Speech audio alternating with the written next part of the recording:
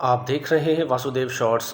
جی طلال چودھری صاحب یہ سینیٹر بھی ہیں اور اب انہیں وزارت داخلہ میں وزیر مملکت بھی لگا دیا، یعنی محسن نقوی صاحب وزیر ہوں گے، یہ ان کے اسسٹنٹ۔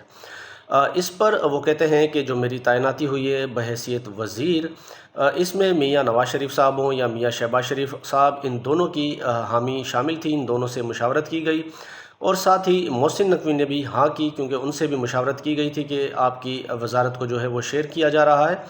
مجھے محسن نقوی کی اسسٹنٹ کے لیے لگایا گیا ہے، میں ان کو اسسٹ کروں گا، اور پارلیمنٹ میں بھی کوئی جواب اگر دینے ہوں تو محسن نقوی صاحب تو اویلیبل نہیں ہوتے۔ اب شاید حکومت کی جانب سے جواب بھی آ جایا کرے گا پارلیمنٹ کے اندر۔ اس کے علاوہ اگلی بات وہ یہ کرتے ہیں، یعنی انہوں نے پوری دنیا کو بھی ایک طرح سے دیکھا جائے تو ڈرایا ہی ہے۔ وہ کہتے ہیں کہ پاکستان دہشت گردی میں فرنٹ لائن ہے، فرنٹ لائن پر لڑ رہا ہے، اس میں تو کوئی دو رائے نہیں، کوئی شک نہیں۔ انہوں نے کہا کہ پاکستان پوری دنیا کو محفوظ بنانے کے لیے کام کر رہا ہے، اگر دہشت گرد اپنے عزائم میں کامیاب ہو جاتے ہیں، اور اگر ہماری مدد کسی نے نہ کی تو پھر پوری دنیا بھی سیف نہیں رہے گی۔ ایسا کہنا تھا طلال چودھری صاحب کا۔